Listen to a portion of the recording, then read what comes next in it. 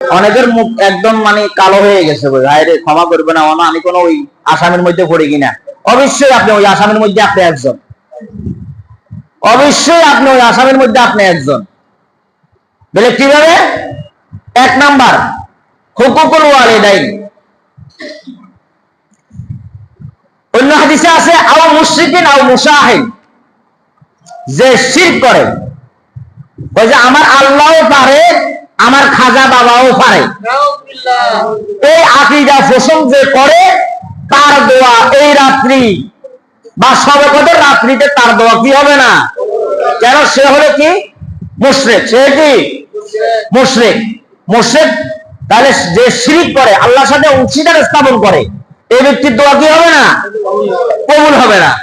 এখন এই ধরনের যদি আপনার ভিতরে আপনি লালন করেন যে আমার আল্লাহ পারে, আমার অমুক খাজা বাবাও পারে, বা অমুক দরবারের মুরিদানি অমুক দরবারের আমার বাবাও পারে, তাহলে এখন থেকে নতুন করে কালেমা পড়ে মুসলমান হন। বলে আমি এতদিন বলেছিলাম আমার যা কিছু কর্মওয়ালা একমাত্র আমার আল্লাহ তাআলাই করে। কি কথা ঠিক আছে? যদি আপনি তওবা না করেন, তাহলে আপনি যত ইবাদত করেন আপনার ইবাদত কি হবে না? কবুল হবে না। দুই নাম্বার, আও মুশাহিন, विद्वेषकारी। विद्वेषकारी किसको कहते हैं?